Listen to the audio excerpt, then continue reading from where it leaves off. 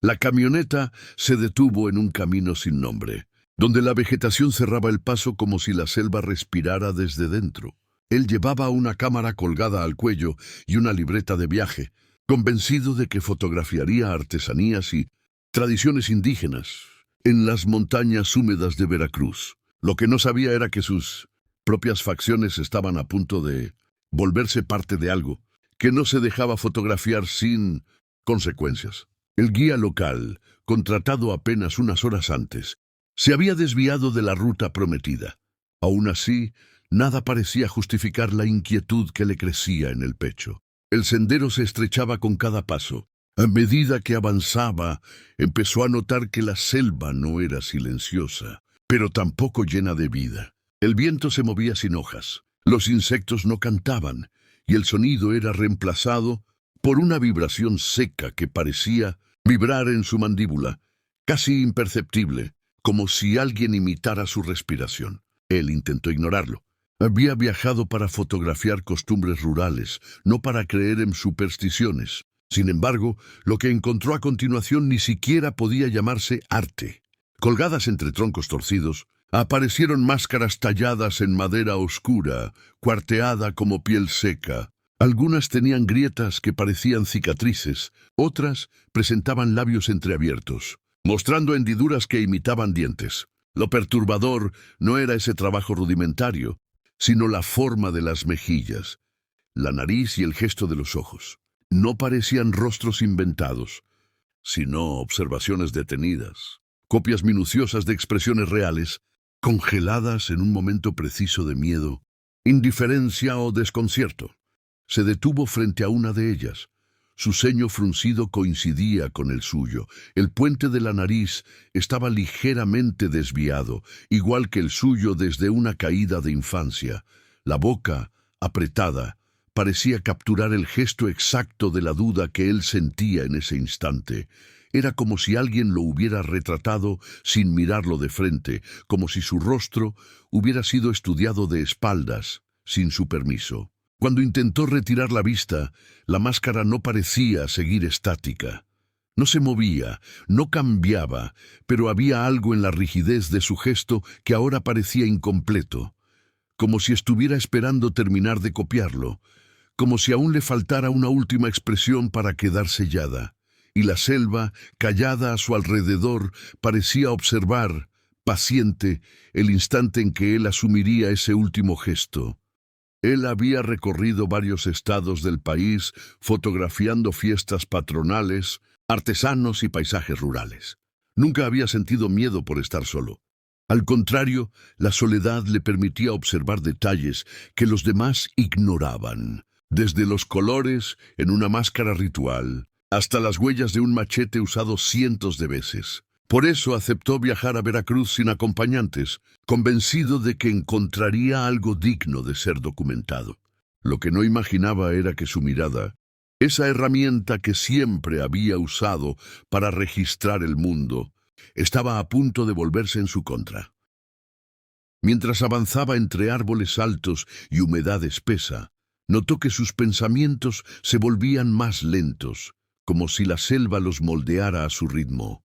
No había nada hostil en el ambiente, pero tampoco había algo que pudiera llamar seguro. Era una calma que parecía adueñarse de cualquier persona que entrara allí, dominando su respiración, obligando a moverse con cautela, como si alguien estuviera observando cada paso. Lo inquietante no era sentir esa presencia, sino la sensación de que ella lo conocía más de lo que él conocía la selva. A cada minuto tenía la impresión de que algo en los árboles, en las hojas, en los espacios vacíos, analizaba su rostro, descifrando sus rasgos como quien lee una palabra familiar.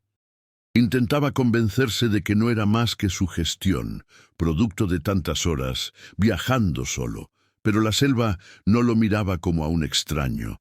Lo miraba como si ya hubiera estado allí antes, como si lo recordara de algún lugar donde nunca había estado. Esa percepción crecía lentamente, alimentada no por el miedo, sino por la certeza discreta y corrosiva de que la selva no se conformaba con verlo. parecía querer memorizarlo. Antes de continuar, escribe en los comentarios desde qué país y ciudad nos estás escuchando. Eso nos ayuda a conocer hasta dónde llegan estas historias. Y si te gustan este tipo de relatos reales y documentados, apoya este video con un like y suscríbete. Ahora sí, seguimos. Él nunca había sido un antropólogo de renombre. Su formación era incompleta, discontinua, hecha a base de bibliotecas públicas, viajes económicos y entrevistas improvisadas, con artesanos que raramente aceptaban hablar de su oficio. Más que un investigador, era un coleccionista de gestos culturales, alguien que creía que cada artesanía guardaba un pensamiento del pueblo que la producía. Por eso viajó hasta Veracruz. No buscaba máscaras, sino la mente que las había fabricado. Era su forma de comprender la identidad de un lugar. Si un pueblo tallaba un jaguar, significaba fuerza. Si tallaba dioses, revelaba su devoción. Si tallaba demonios, expresaba su miedo. Pero allí, frente a esas máscaras, no encontraba símbolo alguno. Solo encontraba rostros. Lo primero que lo perturbó no fue su realismo, sino su falta de propósito ritual. Las máscaras mexicanas, desde Jalisco hasta Chiapas, tenían siempre una función: mejorar la cosecha, alejar enfermedades, atraer lluvia, representar espíritus, educar a los niños sobre sus mitos. Su forma dependía de su uso. Sin uso no eran nada. Esas, en cambio, parecían no pertenecer a baile alguno. No tenían perforaciones para sujetarlas al rostro, ni orificios para respirar durante una danza. Era como si estuvieran destinadas a observar, no a ser usadas. No tenían función, y eso las volvía inquietantes. A cada máscara que examinaba, intentaba encontrar alguna pista de simbolismo. Buscaba patrones de deformación facial típicos del sincretismo religioso: labios exagerados, narices animales, ojos grandes para representar espíritus, dientes puntiagudos para imitar bestias. Nada. Los labios tenían tensión real. Las narices tenían desviaciones humanas. Las cejas no expresaban emoción ritual, sino momentos pequeños, irrelevantes cotidianos. Era como si alguien hubiera tallado no lo extraordinario, sino lo aburrido. La banalidad del gesto humano, capturada como si tuviera valor sagrado. ¿Por qué alguien preservaría momentos tan insignificantes? Tomó una máscara y la observó con más detalle. La mandíbula tenía marcas delicadas en la madera, no cortes bruscos como los que dejan los machetes de los artesanos rurales. Eran trazos meticulosos, casi microscópicos, como si alguien hubiera copiado cada curva de la piel real. Eso era imposible en las técnicas tradicionales. En comunidades indígenas, el tallador trabaja rápido, siguiendo lo que recuerda de memoria o lo que ha visto 1000 veces en su vida. Aquí no había memoria, había observación obsesiva, casi científica.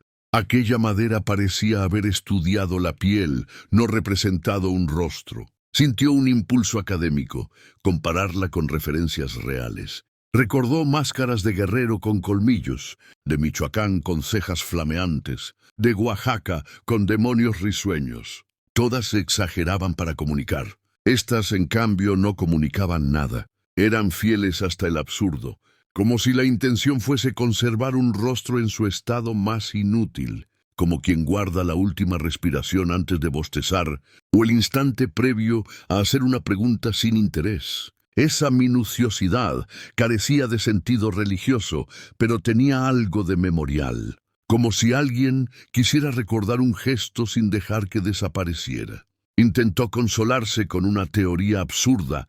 Tal vez eran rostros de difuntos. En algunos pueblos se preservaba la memoria de los muertos tallando su imagen. Pero aquello tampoco cuadraba.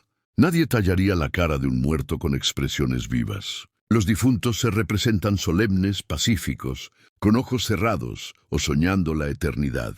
Aquí los ojos estaban tensos, como si hubieran sido tallados antes del desastre, antes del llanto, antes del grito. Eran gestos en proceso, no conclusiones. Rostros capturados antes de terminar de sentir algo.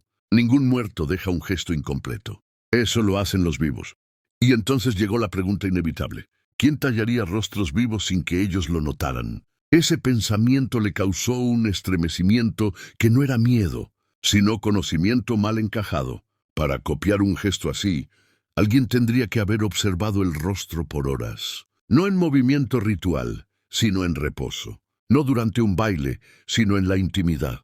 Para copiar esa expresión, habría que ver a alguien cuando está pensando, cansado, mirando a la nada, con la mente llena de cosas que no dice. Alguien debería haber estudiado la vida privada del rostro, no la pública. Él se dijo que era una exageración, que tal vez el tallador era un genio solitario, un obsesivo sin talento para el simbolismo. Alguien que prefería tallar caras anónimas, quizá a modo de colección, pero entonces notó algo que borró esa posibilidad. Las máscaras no eran anónimas. Cada una tenía una marca, una arruga, un detalle que no podía ser inventado. Esas imperfecciones eran demasiado precisas para ser imaginadas. La nariz desviada, la comisura torcida, la asimetría leve de los párpados. No eran errores artísticos, eran defectos reales. La madera estaba copiando la vida, no representándola. Tomó otra fotografía. El sonido del obturador retumbó en su cabeza como si hubiera interrumpido algo. Y por primera vez en su vida, el antropólogo experimentó una sensación tan absurda que ni su formación la podía explicar. La máscara parecía haber esperado que él la mirara. No se movió, no cambió, no respiró, pero estaba lista, como si su gesto incompleto necesitara de su presencia para completarse mentalmente, como si el observador fuera parte de la obra. Y allí comprendió algo que no era conocimiento, sino instinto puro. Esas máscaras no necesitaban ser vistas, necesitaban ver. Él retrocedió apenas unos pasos, no por miedo, sino por la sensación absurda de haber interrumpido algo. El eco tenue del obturador todavía vibraba en su cabeza, como si el disparo no hubiera capturado una imagen, sino un momento que no le correspondía. Miró a su alrededor buscando lógica, raíces, humedad, árboles torcidos, todo igual, todo quieto. Nada podía haber cambiado, nada debiera haber cambiado. Y sin embargo, lo que lo rodeaba ahora parecía tener un orden distinto, como si la selva hubiese reacomodado su atención sobre él. Siguió caminando, pero no con el paso curioso del investigador. Ahora avanzaba como quien entra en un lugar donde ya no se siente invitado. A cada pocos metros aparecían nuevas máscaras y lo que antes parecía una serie aleatoria de piezas aisladas, ahora mostraba una intención casi coreográfica. No estaban ubicadas para decorar, ni para ahuyentar espíritus, ni para marcar una ruta. Estaban colocadas para observar, algunas a la altura de sus ojos, otras más altas, como si vigilasen desde donde un rostro humano no podría hacerlo. Ninguna tenía agujeros para ser usada, ninguna tenía cordeles. Eran caras sin dueño, y sin embargo él sentía que todas estaban en uso. Se acercó a una pequeña, colgada a la sombra de un tronco grueso. Tenía los labios apretados, como conteniendo una palabra que nunca había salido. Esa tensión era demasiado humana para ser obra de un oficio ritual. Nadie tallaría un silencio tan íntimo. Era el tipo de gesto que uno hace cuando piensa algo que no va a decir, cuando decide no responder, cuando traga una idea que incomoda. Era un gesto interior. ¿Cómo se talla lo interior? ¿Cómo se talla lo que no se muestra?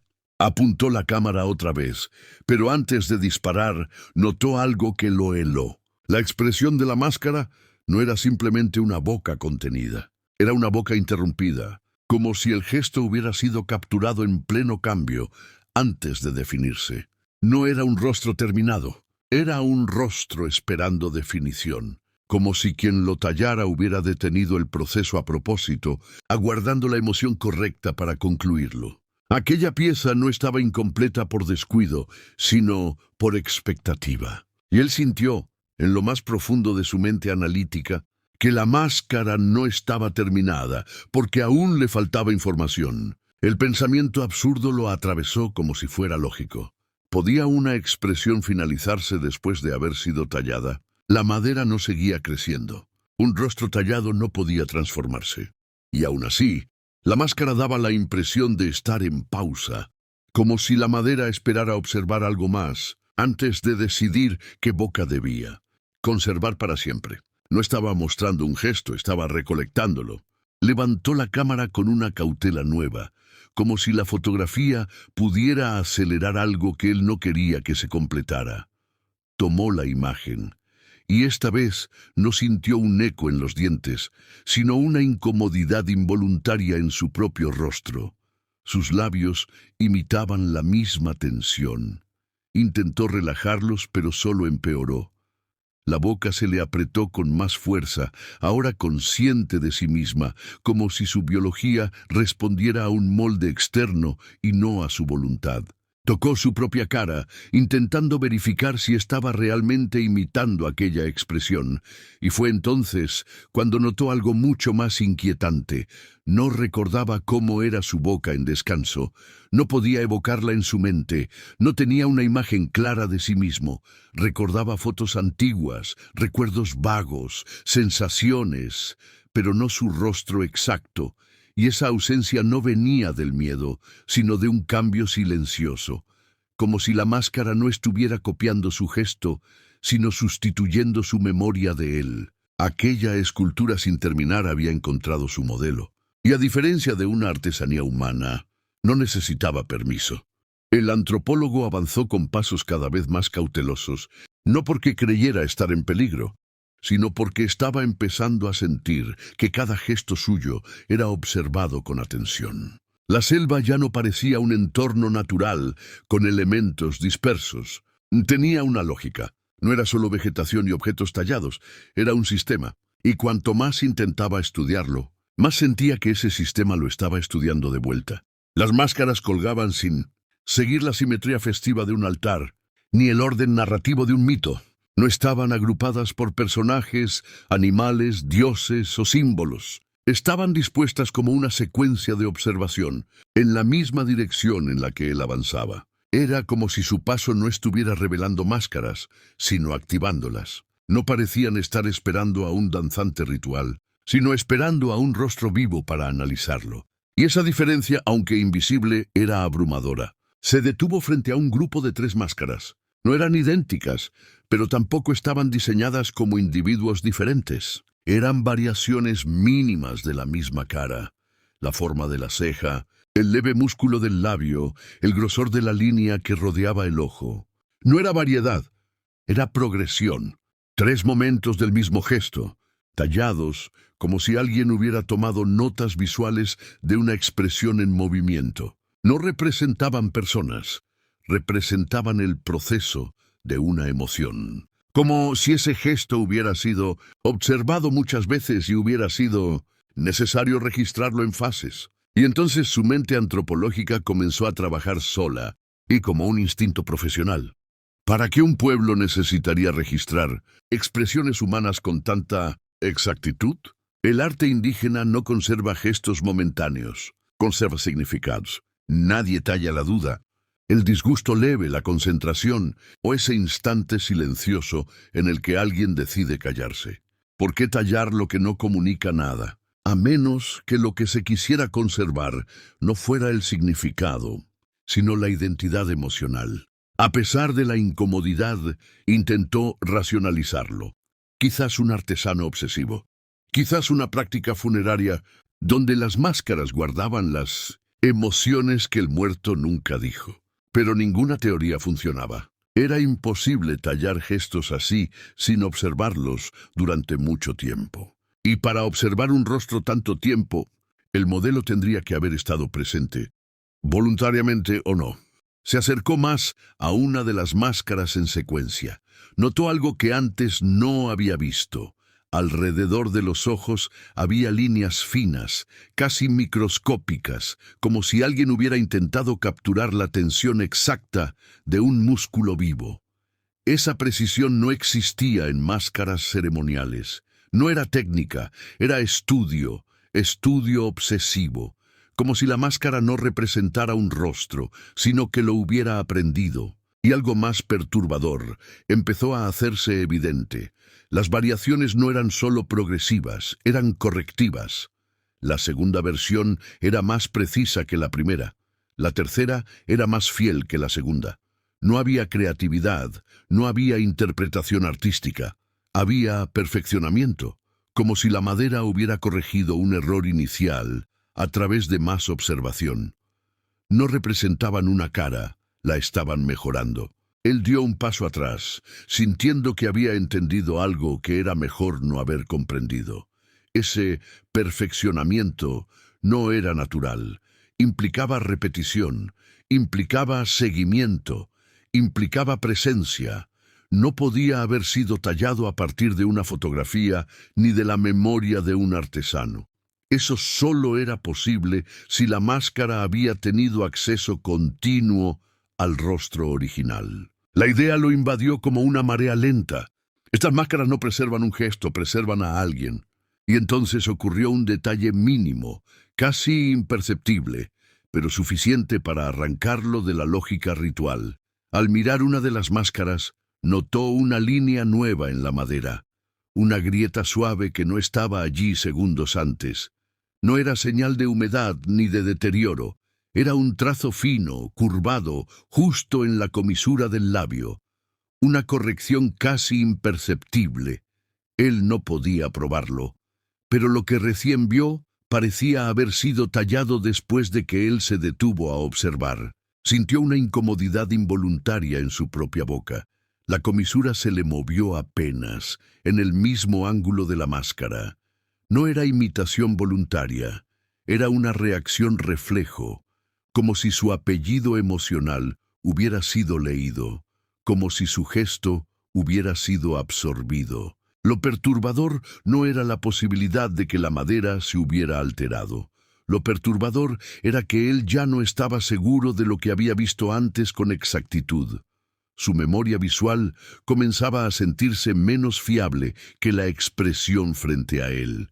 Y ese era el inicio de un problema mucho más profundo, porque comprendió, con un temor silencioso, que en un sistema como ese, el investigador no era el que recopilaba el conocimiento, era el que dejaba una copia.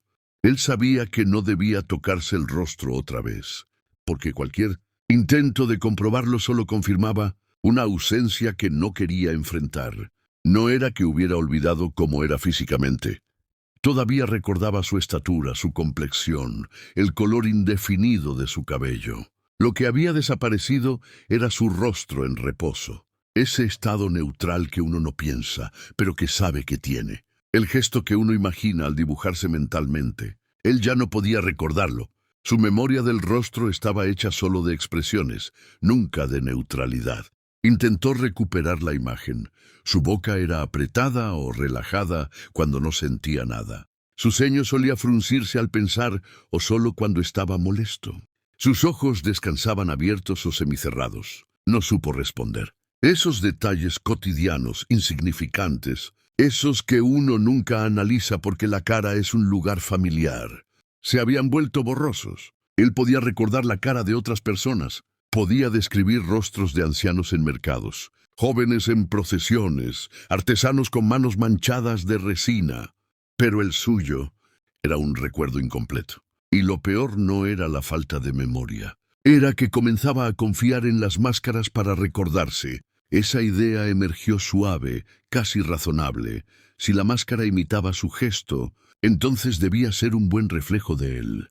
Pero lo que las máscaras guardaban no era un rostro total, sino fragmentos de expresiones, momentos aislados, como si su identidad facial hubiera sido dividida en gestos separados. De pronto, una secuencia de máscaras no era arte, era una biografía, una cronología de emociones antes de formarse del todo. Se acercó a una máscara distinta de las demás. No la había notado antes, aunque quizás siempre estuvo allí. Ya no confiaba en su percepción. Tenía el ceño apenas marcado y la boca sin tensión, como si esa expresión estuviera en el instante justo antes de volverse algo. No era duda, ni cansancio, ni atención. Era un estado previo, puro, indefinido. El tipo de gesto que uno nunca ve en sí mismo porque no puede observarse mientras piensa, mientras siente algo que aún no culmina. Eso era lo más humano de esa máscara. No mostraba emoción. Mostraba potencial de emoción. Ese detalle lo estremeció más que cualquier gesto exagerado. Eso no era copia de un momento emotivo. Era un retrato del pensamiento, de la intimidad que el rostro tiene cuando nadie lo está mirando. Para tallar eso, alguien tendría que haber observado a un modelo cuando éste no era consciente de estar siendo observado. Aquella máscara no capturaba una expresión, capturaba la ausencia de expresión, el silencio antes de sentir algo. Esa era la parte más perturbadora. Nadie presume de su cara en reposo, nadie la ofrece voluntariamente. Las culturas talan espíritus, animales, mitologías. Solo un artesano invisible tallaría algo que ni siquiera el dueño conoce. La máscara registraba una humanidad que ni siquiera el individuo conocía de sí mismo. ¿Cuánto tiempo habría observado el modelo original para capturar ese instante? ¿Cuánto tiempo debería observarlo la selva ahora para completarlo? Su pensamiento se volvió involuntariamente personal. ¿Cuál de esos gestos era el suyo? ¿La duda incompleta? ¿La boca contenida? ¿El inicio de molestia? ¿La neutralidad que aún no se define? No sabía responder, y al no saber, entendió algo aterrador. Él ya no tenía un rostro unificado en su mente, solo tenía fragmentos, como si su identidad facial se hubiera partido en etapas que ahora estaban siendo almacenadas fuera de él. Entonces sintió una certeza inexplicable, más lógica que sensorial. Las máscaras no imitaban personas, las sustituían, no necesitaban la cara viva cuando el registro era suficiente.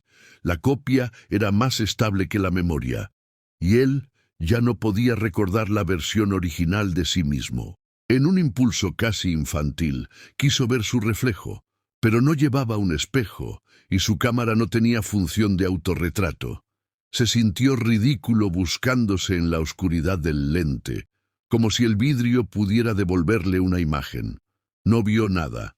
Ni siquiera intentó sonreír para probar su forma. Era inútil. El espejo solo mostraría lo que ya había sido copiado, no lo que él era antes de entrar. Eso era lo insoportable. No sentía miedo de la selva, ni de la madera, ni siquiera de estar solo. Sentía miedo de depender de un objeto externo para recordar quién era. Porque si las máscaras lo recordaban, él ya no necesitaba hacerlo. Esa necesidad transferida era una renuncia. No estaba perdiendo la memoria, la estaba delegando. Y en algún punto dentro de ese pensamiento, comprendió que la selva no deseaba robar su rostro, deseaba guardarlo mejor que él. La idea de que la selva conservara identidades perdidas no le produjo miedo inmediato. Al contrario, le provocó un estremecimiento parecido al respeto. Era una lógica que casi parecía justa. Si el mundo olvida, alguien debe recordar. Pero esa aparente justicia se volvió perturbadora. A medida que avanzó por un sendero estrecho, donde la humedad hacía que la madera colgante se oscureciera como si estuviera recién tallada, comprendió que en ese lugar la memoria no era un tributo, era un inventario, una selección, una conservación selectiva. Se encontró con un grupo de máscaras abandonadas sobre el suelo, parcialmente enterradas por hojas, ramas y tierra húmeda.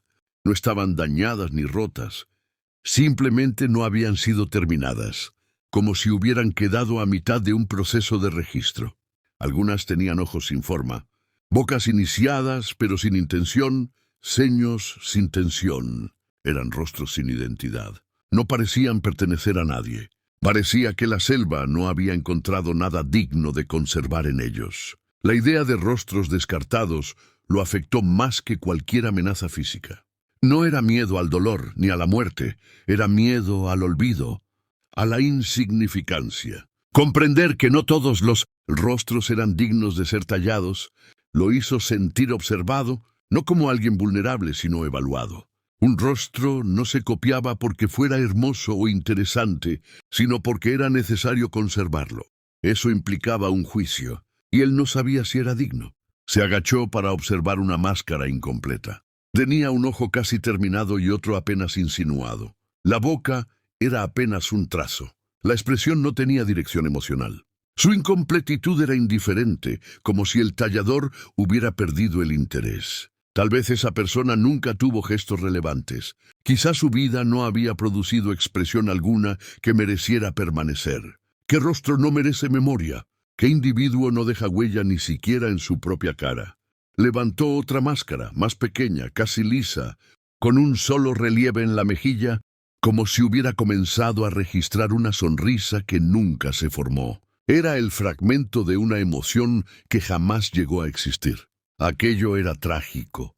No era la copia de un gesto silencioso, sino el registro de un gesto que habría sido, pero no fue. Una vida sin expresión, un rostro sin importancia, un intento fallido de memoria. Entonces notó algo más inquietante. Entre las máscaras descartadas, algunas tenían leves marcas, cortes, tensiones en lugares específicos. Pero eran tensiones irrelevantes, una distracción, una mirada perdida sin intención, la comisura de la boca apenas cansada. Eran gestos al borde de significar algo, pero nunca llegaron a ser emoción. Era como si la selva hubiera empezado a estudiarlos, pero hubiera decidido que no había nada que conservar. Esas personas no habían dejado una identidad emocional suficiente. Eran rostros sin historia. El antropólogo sintió que su respiración se hacía más pesada, no porque le faltara aire, sino porque entendió su propia vulnerabilidad. ¿Y si su rostro tampoco era interesante? ¿Y si sus gestos eran triviales? ¿Y si no merecía permanecer? La selva no parecía recoger rostros por simpatía, sino por relevancia. Era un archivo selectivo. Pero entonces, recordando las máscaras que lo habían observado, comprendió que él ya había sido elegido. Su rostro ya estaba en proceso. Sus expresiones no estaban siendo copiadas. Estaban siendo evaluadas para completar el registro. Aquello no era un castigo, sino un privilegio aterrador. No estaba tratando de salvar su identidad, sino de estar a la altura de ser recordado. Era el tipo de miedo que solo los vivos pueden sentir. Miedo de no valer lo suficiente. Y así, entre las máscaras incompletas, un pensamiento lo golpeó con la fuerza de una revelación antropológica. El olvido también es una decisión. La selva no guardaba a todos, guardaba a quien lo merecía. Ese era el verdadero terror, no desaparecer, sino ser digno de conservarse. Cuando el antropólogo finalmente encontró un sendero más amplio, no sintió alivio alguno. No porque creyera que la selva fuera a impedirle salir, sino porque comprendió que esa posibilidad nunca había estado en juego. El lugar no necesitaba retener su cuerpo. Y había tomado lo necesario. Su salida no era una victoria, era una formalidad, una despedida sin despedida, un trámite. El camino que conducía a la carretera no era un escape, sino un pasaje de retorno. La selva no lo había perseguido, acosado ni asustado. Simplemente lo había observado. Había aprendido. Y aquello era peor que cualquier amenaza, porque no había oposición, no había conflicto, no había lucha, solo había un registro perfecto, un archivo silencioso. Al llegar a la luz abierta donde ya no había máscaras, sintió la tentación de tocarse el rostro otra vez, como quien revisa un documento recién firmado. Pero no lo hizo. Sabía que cualquier gesto suyo ahora sería apenas una réplica tardía, un eco de algo que ya no estaba en su control. No era dueño de su expresión, solo era usuario. Caminó hasta la carretera. El sonido distante de un motor, la vibración del suelo bajo sus pasos, el viento seco que ya no olía a humedad. Nada de eso le devolvió la calma. Era como si hubiera cambiado de idioma sin haberlo notado, como si su rostro hablara otra gramática. No estaba herido ni enfermo.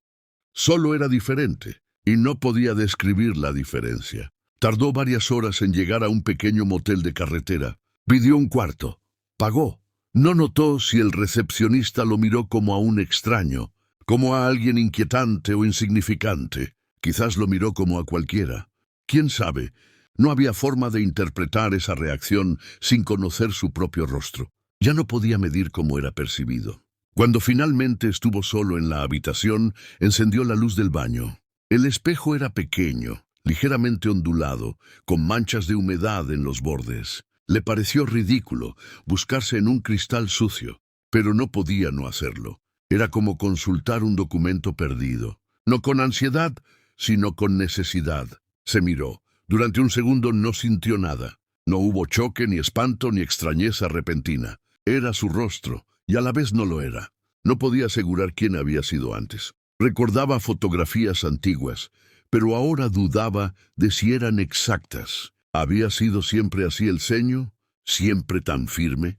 Esa boca era suya, con esa línea precisa que no sabía si era tensión o neutralidad. No había distorsión evidente ni deformidad. Lo que veía era demasiado definido, como si fuera el resultado final de algo. Su rostro no era incorrecto, era definitivo. Sintió algo parecido a nostalgia, no por una versión anterior, sino por la posibilidad de haber tenido una. El rostro que ahora tenía no estaba mal, solo era cerrado, como una palabra que ya no admite variaciones, como si no fuera un proceso, sino un archivo, una memoria fija, un rostro terminado. Y entonces entendió lo esencial. Lo que la selva había guardado no era su cara, sino su versión más estable, su expresión ideal, la que lo definía más que cualquier otra.